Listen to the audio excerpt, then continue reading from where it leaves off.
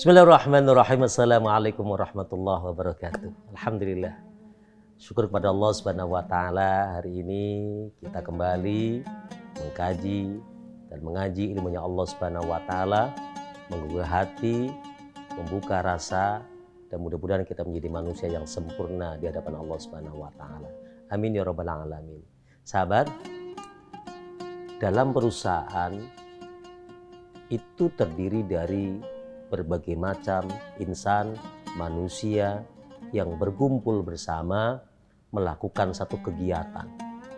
Dan kegiatan itu terakup di dalam tujuan-tujuan yang sama. Maka gerakan pun harus sama, visinya sama, maunya sama, karena goalnya adalah sama. Oleh karenanya dibutuhkan kebersamaan.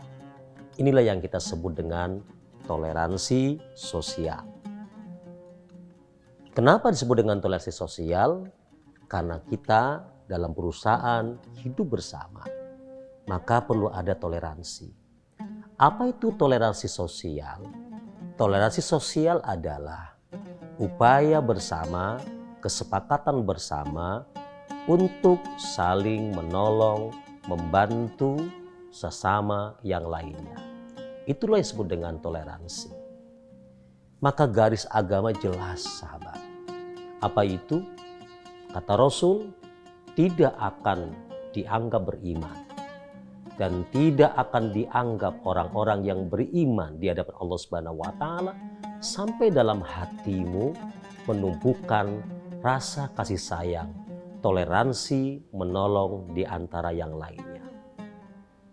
Maka jangan pernah berpikir bahwa Anda akan dapat sukses kalau tidak bersama-sama.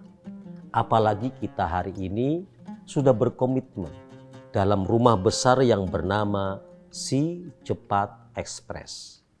Maka dari awal sebenarnya kita sudah tahu bahwa kita harus bertoleransi sosial, harus menumbuhkan rasa kebersamaan dalam diri kita semua. Mengapa Islam mengajarkan kepada kita untuk toleransi? Iya, al-muslimu kalbulyani yasuddu ba'duhum ba'dha. Islam itu, muslim itu layaknya bangunan. Di mana dalam bangunan itu terdiri berbagai macam material yang saling menopang di antara yang lainnya. Masih ingat? Saya pernah berbicara bahwa pohon itu tidak akan berdiri tanpa akar, tanpa batang yang besar, tanpa ranting, tanpa bunga, tanpa kembang atau daun. Semuanya menyatu menjadi satu kesatuan yang bernama pohon.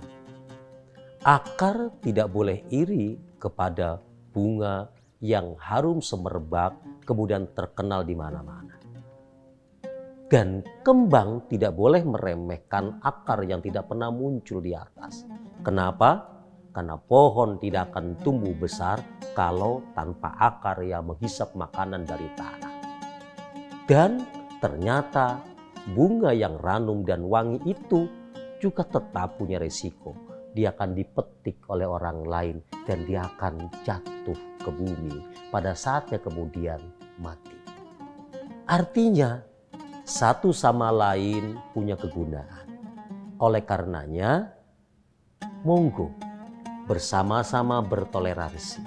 Sederhananya saja, kalau ada barang yang belum diantarkan di satu gerai misalnya diantarkan ke kelurahan A atau B, kemudian yang satu sudah selesai. Ayo, satu pohon harus saling membantu.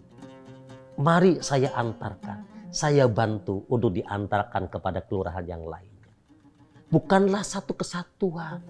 Karena satu kesatuan itulah yang dihitung bukan per RT-nya, bukan per lurahnya, bukan satu daerahnya. Tapi yang dihitung adalah menyeluruh dalam aspek rumah besar yang bernama Si Cepat.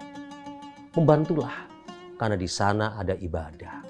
Di sana ada pahala. Di sana ada reward dari Allah Subhanahu wa taala. Di sana ada kebaikan dan kebajikan. Di sana ada rasa.